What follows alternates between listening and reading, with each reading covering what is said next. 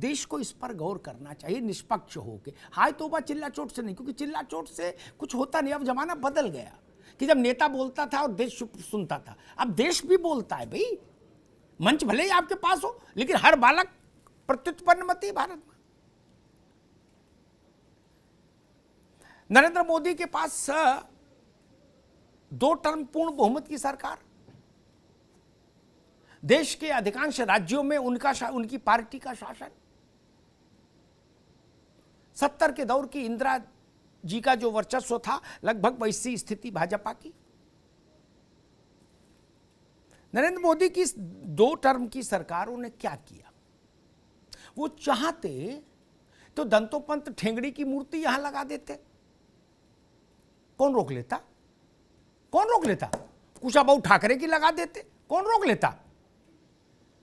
अरे भाई आप जब आए तो आपने भी जैसे सबकी जिसकी चाहिए उसकी लगाई, जिसकी नहीं चाहिए नहीं लगाई। केशव बलिराम हेगडेवार की लगा देते, क्या रोहित रोक लेते? नहीं ना, ये त्रिपाठी जी रोक लेते, ये अंकुश नारंग, कोई नहीं तो निकलता ही नहीं को घर से। ट्विटर पे भले को लिख देते, सरकार सरकार होती। ऐसा नहीं हुआ।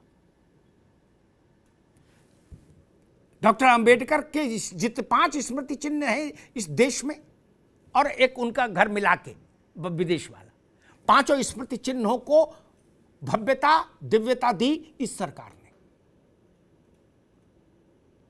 वो रेशमबाग को राष्ट्रीय स्मारक घोषित कर देते, कौन रोक लेता? संघ मुख्यालय, हम लोग डिबेट कर लेते, 1 आध घंटे की बात खत्म हो जाती। नहीं किया ना। पंडित मदन मोहन मालवीय को भारत रत्न दिया, ये काम तो कांग्रेस को याद आना चाहिए था। मालवीय जी की कांग्रेस को याद नहीं आई। सरदार वल्लभ भाई पटेल की गगनचुंबी मूर्ति, वो चाहते तो गुरु गोलवलकर की मूर्ति लगा देते, क्या दिक्कत थी? कोई दिक्कत थी? नहीं ना, नहीं लगाई ना, पटेल साहब की लगाई। और देश के हृदय स्थल पर, हम सबके हृदय में विराजमान नेताजी सुभाष चंद्र बोस की प्रतिमा लगाई। यहां बाला साहब देवरस की भी लगा सकते थे, कोई कानून रोक थोड़ी नहीं रहा है। सरकार के पास जनादेश है। निष्पक्ष होकर सोचिए, पहले की सरकारों ने अपनी नजर अपने परिवार से बाहर नहीं जाने दी। और वो लोग क्या आपत्ति करते जिन्होंने अपने ही परिवार में सारे पुरस्कार, सारी मूर्तियां, सारे नामकरण रख के वो मोदी की फिर कैसे आलोचना कर पाते? वो चाहते जिसकी मूर्ति लगाते, चाहे जिसको भारत रत्न देते। मरणोपरांत हेगडेवार जी को भारत रत्न दे देते तो क्या हो जाता? कुछ पहाड़ टूट पड़ता? अबे कांग्रेस ने भी दिया, जिसको मन चाहा उसको दिया। बोले ये भी आदमी ठीक लगता, बोले इसको भी दे दो। तो जब आपकी चल रही थी आपने बांटे, उनकी चल रही वो बांट देते। ऐसा नहीं हुआ। ये बात समझनी चाहिए। कर सकते थे, नहीं किया। मैं उन लोगों को क्रेडिट नहीं देता जिनके हाथ में शक्ति नहीं, वो तो कर ही नहीं सकते। लेकिन जिनके पास शक्ति है और फिर संयम हो, इसमें एक आदमी बता दीजिए जितने भी ऐसे काम इस हुए 10-8 साल में, 7 साल में, जो भारतीय जनता पार्टी जनसंघ या संघ का प्रमुख चेहरा रहा हो। नहीं, ये बात मनमोहन सिंह जी के समय में नहीं सोची जा सकती थी कि सारे प्रधानमंत्रियों को एक संग्रहालय हो जाए, सबकी फोटो दिख जाए, सबका जीवन परिचय एक जगह दिख जाए, देश विदेश से लोग आते हैं। नहीं ना, अपना बन जाए वहां तक तो राजी, सबका नहीं बने। उसके लिए भी 75 साल इंतजार करना पड़ा, तब शुरू हुआ। उसमें केवल वाजपेयी मोदी तो है नहीं, उसमें शास्त्री जी हैं, गुलजारी लाल नंदा हैं, पंडित जी हैं, इंदिरा जी हैं, राजीव जी हैं। क्या ये नहीं कर सकते थे हम पहले की सरकारें? और ठीक बात कही अंकुश नारंग ने। भारत के सरकारी कागजों में गृह मंत्रालय के भगत सिंह आतंकवादी मेंशन क्यों रहे आजादी के बाद?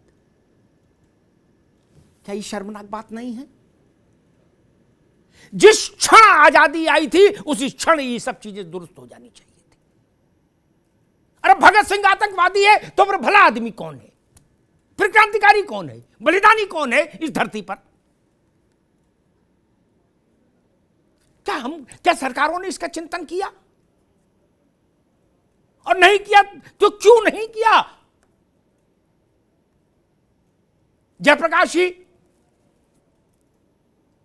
उत्तर प्रदेश और बिहार की सीमावर्ती इलाके में जन्मे, सीतामढ़ी। बिहार में लालू यादव के आने से पहले तक तो आप ही की सरकार थी, श्री कृष्ण बाबू से लेके वहां तक। बीच में कर्पूरी जी रहे कुछ समय, रामचंद्र दास रहे, बस बाकी तो आप ही रहे। सोचा कभी जयप्रकाश जी के नाम पर बिहार में कुछ बड़ा काम करते? नहीं। उससे ज्यादा बड़ा काम उत्तर प्रदेश में हुआ जब इनकी अखिलेश यादव की सरकार आई। उत्तर प्रदेश ने डॉक्टर राम मनोहर लोहिया के नाम पर एक बड़ा अस्पताल और एक भारत में के सबसे बड़े पार्कों में से एक बड़ा पार्क बनाया ना, लेकिन वो कांग्रेस की सरकार नहीं थी।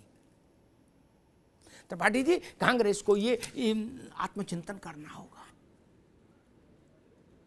आपको पद मिला, परिवार में पद रहा इतने लंबे समय तक, इतना ही पर्याप्त है। बाकी किताब कापी तो दुरुस्त रखो, फिर ऐसा इतिहास मत लिख जाओ।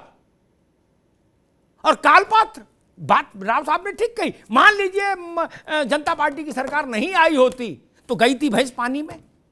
लाला लाजपत राय, जिनका जिक्र बार बार अंकुश कर रहे थे, उनका तो नाम ही नहीं कोई जानता। कौन थे लाला लाजपत राय? कौन थे बाल गंगाधर तिलक? कौन थे बिपिन चंद्र पाल? उसमें किसी का नाम नहीं था आजादी की लड़ाई में। Gandhi ji, then Motilal ji, then Jawahar Pandit ji, then Indira ji, that's all. ये तो गनीमत थी राजीव गांधी, संजय गांधी के नाम नहीं लिख दिया था लड़ाई में आजादी की, कि ये भी अंग्रेजों को मार रहे थे और भगा रहे थे, और माउंट बेटन को पटक के मारा इन्होंने। चांदनी चौक में पकड़ लिया था माउंट बेटन को। ये नहीं लिख दिया, ये कम है? पुरखों के साथ ये चीज ठीक नहीं। ये हमारे मान बिंदु हैं, और सच बात है ये किसी सरकार की कृपा के मोहताज नहीं। लेकिन सरकारें भी हमारे ही वोट से बनती हैं, उनको हमारे मानस का ख्याल होना चाहिए, हमारे चित्त का ख्याल होना चाहिए, जनता की चित्त वृत्ति का अनुसरण करना चाहिए सरकार को। हम क्या चाहते हैं, we the people of India, Bharat के लोग क्या चाहते हैं वैसे चलना चाहिए भारत की सरकार को। सर्वे करा के देख लीजिए, कल पूरा देश 100 में 100% देश आनंद में था नेताजी की मूर्ति देखकर। हमारी छाती चौड़ी होती। इस काम के लिए इतने दशक इंतजार करना पड़ा, इतने दशक। और अगर लोग ऐसा कहते हैं तो संतुलन स्थापित करने की कोशिश क्यों नहीं की पुरानी सरकारों ने, कि कोई शहर, कोई कस्बा नहीं ऐसा जहां जवाहरलाल जी, इंदिरा जी के नाम पर कुछ ना हो, राजीव जी के नाम पर बड़ा। इस सर्वग्राही प्रवृत्ति ठीक नहीं कि सब कुछ मेरे ही आंचल में समा जाए। इतना बड़ा देश है, कैसे संभव है? और शायद कृष्ण मोहन जी ने बिरसा मुंडा की बात कही थी, मैं वहीं से बात समाप्त कर दूंगा। बिरसा मुंडा को जितने लोगों ने पढ़ा होगा वो जानते होंगे, अद्भुत व्यक्ति था जो धरती पर अवतरित हुआ, छोटी शख्सियत नहीं। रोहित जी, देश भर का आदिवासी उनको भगवान बोलता है। हम बिरसा मुंडा बोल रहे हैं, लेकिन उनको बोला जाता है भगवान बिरसा मुंडा। पहली बार भारत ने ये सोचा कि अपने इस लाल के सम्मान में सिर झुकाएं। तो उनके जन्म दिवस पर आदिवासी बिरसा मुंडा के उस पर एक सरकारी छुट्टी घोषित हुई और एक आदिवासी दिवस अनाउंस हुआ। हम इतिहास के पन्ने ही फाड़ देना चाहते हैं क्या? उनका जहाज बना के उड़ाएंगे? ऐसा नहीं होता दोस्त। ये साझी विरासत है। और जब ये लोग लड़ रहे थे तब आज की कांग्रेस वो कांग्रेस नहीं है,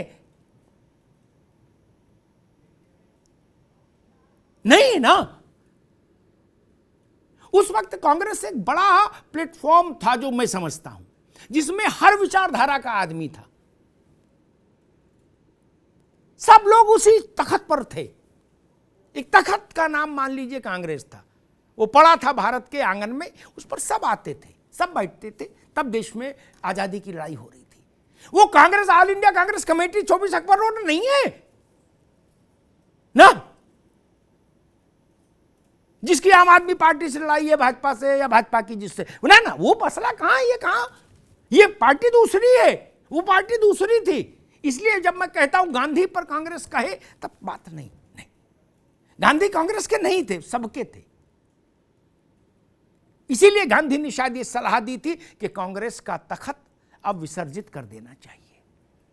अब चुनाव लड़ने वाली पार्टी बनाइए और लड़िए। वो बात ज्यादा अच्छी होती, ईमानदारी भरी होती। आचरण पर बात होनी चाहिए, अच्छी बात है, लेकिन मैं फिर भी कहूंगा पुरखों की मूर्तियां प्रेरणा देती हैं, राजघाट प्रेरणा देता है। हम जाते हैं तो लगता है कि गांधी की आत्मा हमारी आत्मा को छू रही है। ये स्मारकों की तासीर है।